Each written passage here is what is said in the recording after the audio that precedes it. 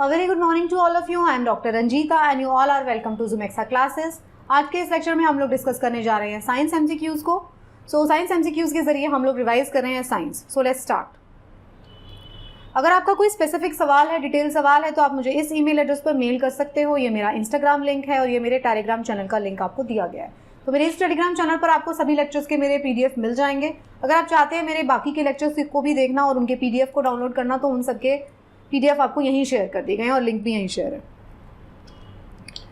इस सेट का पहला सवाल जो है आपकी स्क्रीन पर आपको नजर आ रहा है. इसमें आपसे पूछा जा रहा है which of the following statement is are correct.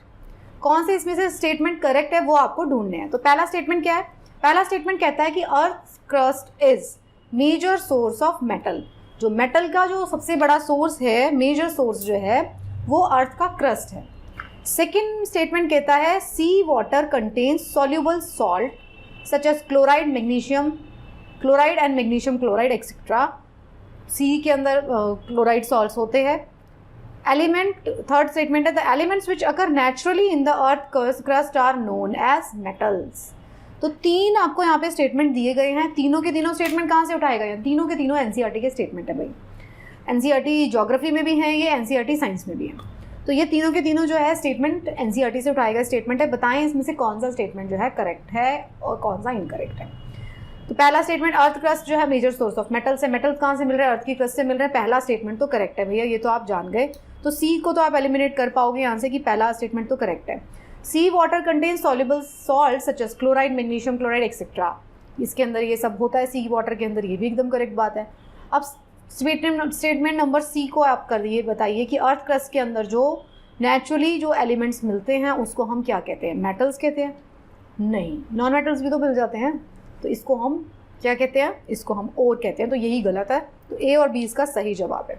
Right. तो major source of metal earth crust है. मिनरल्स एंड ओर्स जो है वो मिलते हैं. द एलिमेंट और compound which occur naturally in the earth crust is known as minerals और ores. उसके अंदर हमें कॉम्बिनेशन मिलता है, जरूरी नहीं मेटल ही मिले, और कुछ भी मिलेगा. अगला जो सवाल है उसमें आपसे पूछा जा रहा है which of the following properties of active immunization. Which of the following are the properties of active immunization. Active immunization के बारे में क्वेश्चन है, आपसे पूछा जा रहा है कौन सी एक्टिव इम्यूनाइजेशन की प्रॉपर्टीज है. तो पहला है it is slow and take time to develop. Active immunization में क्या होता है? एक्टिवली आपकी बॉडी ने काम करना है. ओके, अगर आपको इम्यूनाइजेशन वाले टॉपिक में कहीं पे भी थोड़ी सी भी तकलीफ है तो मेरा इम्यूनिटी वाला चैप्टर आप ज़रूर देख लेना. मेरी प्लेलिस्ट में जाकर आप कोई प्लेलिस्ट मिलेगी साइंस और टेक्नोलॉजी से रिलेटेड, उसमें आपको इम्यूनिटी चैप्टर मिल जाएगा. आपको उसको ज़रूर देख लेना, काफ़ी अच्छे से वो मैंने एक्सप्लेन किया है. इम्यूनिटी जो है स्लो है, एक्टिव इम्यूनिटी जो होती है वो स्लो होती है ना, takes time to develop. Time लगता है डेवलप करने में, पहला स्टेटमेंट. दूसरा, antibodies are produce outside the body. जो एंटीबॉडीज प्रोड्यूस होती हैं वो हमारी बॉडी के बाहर प्रोड्यूस होती हैं. थर्ड, ये शॉर्ट टर्म इम्यूनिटी होती है, active immunity. Fourth, host develop immunity in response to direct contact of antigen. तो डायरेक्ट कॉन्टैक्ट होता है एंटीजन का, जिसकी वजह से होस्ट जो है इम्यूनिटी को डेवलप करता है. तो ये चार स्टेटमेंट दिए गए. आपसे पूछा गया कौन कौन से स्टेटमेंट इसमें से करेक्ट स्टेटमेंट है. तो बताएं, अगर इम्यूनिटी की अगर हम बात करें, दो तरीके की इम्यूनिटी होती है, एक्टिव इम्यूनिटी और पैसिव इम्यूनिटी. पैसिव इम्यूनिटी का मतलब है आपके पास एक्टिवली काम नहीं कर रहे हो, आपकी बॉडी पैसिवली काम कर रही है, तब वो इम्यूनिटी आपको जब मिल रही है तो पैसिवली वो काम कर रही है इम्यूनिटी. तो पैसिव इम्यूनिटी में पता है क्या होता है? पैसिव इम्यूनिटी में प्लाज्मा चढ़ा दिया गया, किसी की एंटीबॉडीज जो ऑलरेडी बन चुकी थी उसको उठा के चढ़ा दिया गया. एक्टिव इम्यूनिटी में क्या होता है? आपको खुद इन्फेक्शन हुआ, फॉर एग्जाम्पल अगर आपको खुद से जुकाम हो जाता है तो आपकी बॉडी इम्यूनिटी बनाएगी. आपको खुद से वो इन्फेक्शन हो जाता है तो आपकी बॉडी में एंटीजन आ गया, वो फाइट करेगा. तो स्टेटमेंट नंबर डी एकदम करेक्ट है. स्टेटमेंट नंबर 1 एकदम करेक्ट है. 2 और 3 नंबर की स्टेटमेंट गलत है. कैसे? Antibodies are produce outside the body, नहीं इनसाइड, खुद हम बनाएंगे एंटीबॉडीज. और फोर्थ, शॉर्ट टर्म नहीं होती है, लॉन्ग टर्म होती है. तो एक्टिव इम्यूनिटी जो है वो पैसिव इम्यूनिटी से अलग होती है. ये दोनों जो स्टेटमेंट्स है पैसिव इम्यूनिटी के है, बाकी एक्टिव इम्यूनिटी के. एक्सप्लेनेशन में आप पढ़ सकते हैं एक्टिव इम्यूनाइजेशन और पैसिव इम्यूनाइजेशन में क्या क्या फ़र्क है. आप निकाल लीजिएगा, इस पीडीएफ को डाउनलोड कर लेना. मैंने आपको एक्सप्लेन कर दिया किस तरीके से काम करता है. इसके बाद भी अगर थोड़ा और जानना ज़रूरी रह जाए तो इम्यूनिटी वाला लेक्चर देख लेना. सवाल नंबर 3 आपकी स्क्रीन पर आपको दिखाई दे रहा है. इसमें आपसे क्या पूछा जा रहा है? Which of the following the applications of nuclear technology. तो न्यूक्लियर टेक्नोलॉजी की इसमें से कौन कौन सी एप्लीकेशन है? इस तरीके के सवाल यूपीएससी को तो बहुत ज़्यादा पसंद है. यूपीएससी को ही फॉलो करते हैं आपके स्टेट पीसीएस. तो आपके जो जो स्टेट पीसीएस हो चुके हैं, होने जा रहे हैं, जो आप प्रिपरेशन करते हैं, उन सब में भी ये पूछा जा सकता है। ये बड़ा अच्छा सवाल है।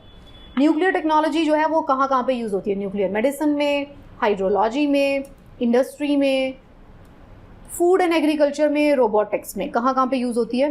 एक तो यार ये मेरा पेन जो है, ओके, न्यूक्लियर टेक्नोलॉजी में यूज़ होती है, यस। हाइड्रोलॉजी में यूज़ होती है, मतलब वाटर का जो हम स्टडी करके हाइड्रोलॉजी करते हैं उसमें। इंडस्ट्रीज़ में यूज़ होती है। फूड एंड एग्रीकल्चर में न्यूक्लियर टेक्नोलॉजी यूज़ होती है। रोबोटिक्स में न्यूक्लियर टेक्नोलॉजी यूज़ होती है। बताएं तो इसमें से किस किस में यूज़ होती है? 134, 234, 135, किस किस में? 1 2 3 4, 5 को मिसिंग है, 1 2 3 5, 4 मिसिंग है। फूड एंड एग्रीकल्चर में नहीं होती यूज़। बताएं। देखिए ये सवाल आप किस तरीके से करेंगे? इस तरीके के सवाल जो होते हैं ना, उनका डिफिकल्टी लेवल होता है थोड़ा सा ज़्यादा। देखो साफ सी बात है, न्यूक्लियर टेक्नोलॉजी इसमें आपको पता होनी चाहिए कैसे काम करती है। साथ में आपको ये पता होना चाहिए, न्यूक्लियर टेक्नोलॉजी के बारे में मैं एक स्पेशल लेक्चर ले लूँगी। साथ में आपको ये पता होना चाहिए कि इसकी एप्लीकेशन कहाँ कहाँ पे हो सकती है। अगर आपको ये समझ में आ जाता है ना काम कैसे करती है, तो आप समझ जाओगे कि भैया इसकी कहाँ कहाँ पे एप्लीकेशन हो सकती है। तो भैया रोबोटिक्स को छोड़ के इसकी सब में हो सकती है। तो न्यूक्लियर मेडिसिन के अंदर न्यूक्लियर टेक्नोलॉजी अप्लाई होती है। Various branches of medicine, oncology, cancer ठीक करने के लिए, कार्डियोलॉजी, सब जगह न्यूक्लियर मेडिसिन यूज़ होती है। हाइड्रोलॉजी में isotope hydrology is a nuclear technique. Sewage treatment में यूज़ होती है। फूड एंड एग्रीकल्चर में यूज़ होती है, इंडस्ट्री में यूज़ होती है। तो पीडीएफ निकाल के ज़रूर रख लेना, पढ़ लेना इसको अच्छे से, न्यूक्लियर टेक्नोलॉजी कहाँ कहाँ पे यूज़ हो सकती है। अगला जो सवाल है वो यूपीएससी में 2013 में पूछा गया सवाल था, ठीक है। तो उसमें पूछा गया था आपसे 2013 में, recombinant of DNA technology allows genes to be transferred. Recombinant of DNA technology जो है, रिकॉम्बिनेंट डीएनए टेक्नोलॉजी की बात हो रही है, वो अलाउ करती है जीन्स टू बी ट्रांसफर्ड। पहला स्टेटमेंट दिया हुआ है अक्रॉस डिफरेंट स्पीशी। देखो जीन ट्रांसफर अलाउ करती है, ये पता है, दिया हुआ है।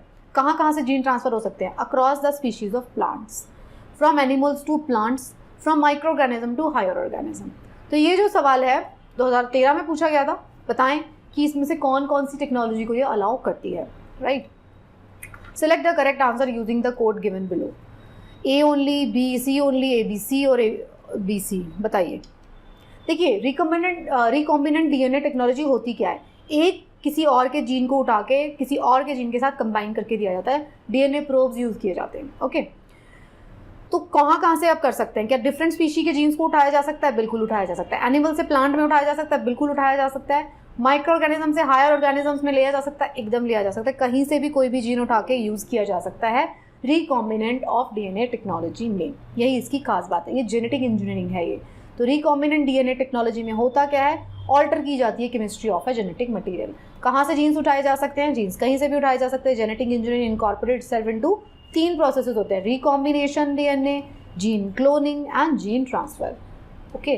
और इसमें सिजर्स का यूज़ किया जाता है, डीएनए सिजर्स का। होता क्या है, क्यों ये यूज़ की जाती है? जो भी डिज़ायर ट्रेट है, मान लीजिए वो प्लांट में है, वो आपको किसी एनिमल में इंट्रोड्यूस करना है जेनेटिकली मॉडिफाई करके, तो उसमें से उठा के जीन उधर ट्रांसफर कर दिया जाएगा। एक स्पीशीज से दूसरी स्पीशी में लेकर आना है। देखो प्लांट्स में तो बहुत यूज़ की जा रही है। आपको तरह तरह के बीटी ब्रिंजल की हम बात करते हैं, बीटी ब्रिंजल की बात करते हैं ना, इसको तो सब जानते हो। बीटी ब्रिंजल, बीटी कॉटन, ये क्या है? ये जेनेटिकली मॉडिफाइड क्रॉप्स है। तो इसके अंदर जीन रिकॉम्बिनेंट डीएनए टेक्नोलॉजी का यूज़ किया गया है। इसी तरीके से अलग अलग एनिमल्स में भी किया जा सकता है, किसी में भी ये किया जा सकता है। बात आता है एथिक्स के इशू का, किया ही जा सकता है, ओके। इंपॉर्टेंट पॉइंट अगर आपको देखना पड़े तो first recombinant DNA was constructed using the DNA of Salmonella typhimurium bacteria and was inserted into E. coli bacteria. This was accomplished by Stanley Cohen and Herbert Boyer. तो 1972 में पहला recombinant DNA technology को use कर लिया गया था। क्या किया गया था उसमें? साल्मोनेला टाइफियम बैक्टीरिया का जो जीन निकाल के ई कोलाई के अंदर ट्रांसफर किया गया था।